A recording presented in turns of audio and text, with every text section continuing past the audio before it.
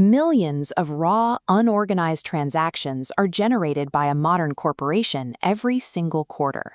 Left unstructured, the data is useless, which is why it must be systematically processed, snapping into a rigid architectural grid. The objective of general-purpose financial reporting is to capture that raw data and furnish existing and potential investors with the information they need to make precise resource allocation decisions.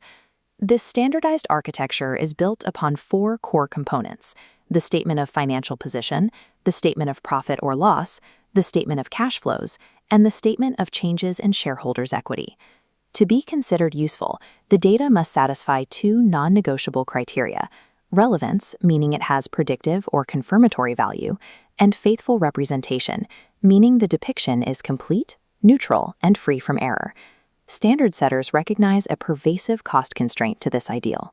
The expenses incurred by a company to generate highly precise financial information must be justified by the resultant extra benefits derived by the users. A primary complication in global finance is that the reporting landscape is structurally divided by two competing standard-setting bodies that remain non-convergent. In the United States, the Financial Accounting Standards Board oversees US GAAP. Anchored by regulators like the Securities and Exchange Commission, GAAP historically adheres to a highly rules-based approach, establishing precise thresholds to minimize the risk of interpretation. Contrast that with the International Financial Reporting Standards, or IFRS. Governed by the International Accounting Standards Board, IFRS utilizes a principles-based approach, relying more heavily on management judgment to capture the economic substance of transactions. Because of this divergence between rules and principles, identical economic transactions can yield significantly different reported results depending on the framework applied by the entity. The probability of a single, unified set of international standards being universally adopted remains low. Therefore, anyone evaluating global entities must master the mathematical linkages between these statements to accurately normalize and compare financial data across borders. Before any numerical data flows between these statements, the entire framework relies on a qualitative checkpoint. That checkpoint is the going concern assumption. This is the presumption that an entity will continue operating, realizing its assets, and settling its liabilities in the normal course of business for the foreseeable future. Under US GAAP subtopic 205-40, substantial doubt regarding their ability to meet future obligations. While management assesses, the auditor verifies.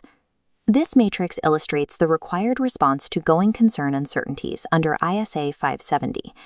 If the auditor agrees the basis is appropriate and management discloses a material uncertainty, they issue an unmodified opinion, adding a mandatory material uncertainty related to going concern section.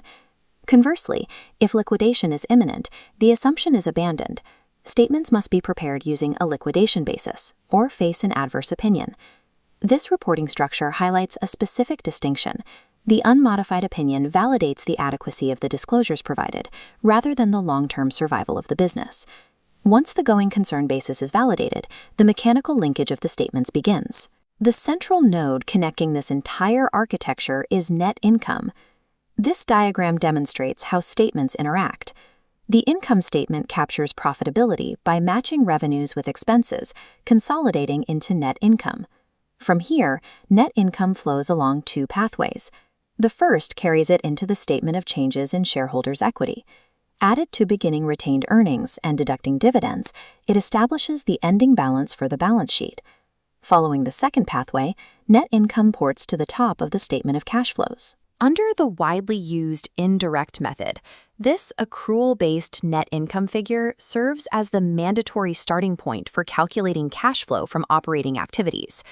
Net income functions as the foundational engine of the reporting package, simultaneously driving a company's accumulated equity and the reconciliation of its operational cash.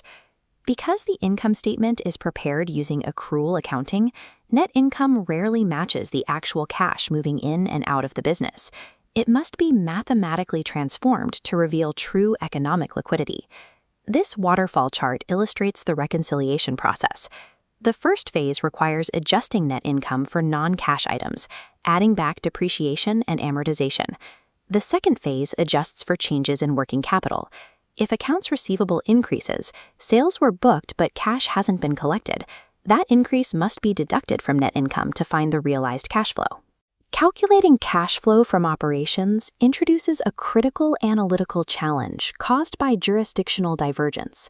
This table shows strict US GAAP mandates. Interest paid is an operating activity, while dividends paid are financing activities. Looking right, IFRS introduces principles-based flexibility. A company can choose to classify interest paid as either operating or financing. Similarly, IFRS allows dividends paid to be classified as either operating or financing, depending on the business model. These classifications directly impact the cash flow from operations metric, which analysts use to evaluate the quality of earnings and a company's financial flexibility. An entity applying IFRS can categorize a significant expense like interest paid as a financing activity. By moving that cash outflow further down the statement, they can report a higher operating cash flow than a US GAAP peer who was forced to deduct it from operations. To conduct a valid comparison, analysts must strip out flexibilities and mathematically normalize the statements. The philosophical split between rules and principles changes how assets and liabilities are recorded within the accounting equation on the balance sheet.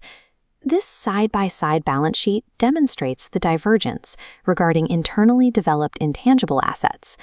On the IFRS statement, development expenditures are capitalized as an asset, prioritizing economic relevance.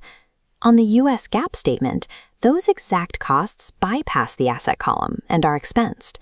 GAAP prioritizes strict verifiability, avoiding subjective estimates. Even when frameworks attempt alignment, such as requiring lessees to recognize right-of-use assets, structural differences persist regarding how those leases are classified as either finance or operating. As a result, the IFRS focus on capturing economic substance frequently leads to a higher reported asset base compared to the strict verifiability demanded by US GAAP. Treating a reported balance sheet total as an absolute truth without investigating the underlying accounting framework that generated it leads to flawed valuations. Despite the complexities of accruals and jurisdictional classifications, the entire financial architecture drives toward a single, mandatory reconciliation. This animation demonstrates the final mathematical lock. The net cash flows from operating, investing, and financing activities are summed together, collapsing into a single net change in cash. This net change is then added to the prior period's closing cash balance. The resulting figure flows directly across the system into the current asset section of the balance sheet. This derived closing cash balance must match the reported cash and cash equivalents exactly. This mechanical lock is the ultimate test of the system. It proves the internal consistency of the reporting period and verifies that the accounting equation remains balanced. Under U.S. regulatory measures, the stakes for this accuracy are high. The Chief Executive Officer and Chief Financial Officer are legally forced to personally certify the mathematical and qualitative integrity of these filings.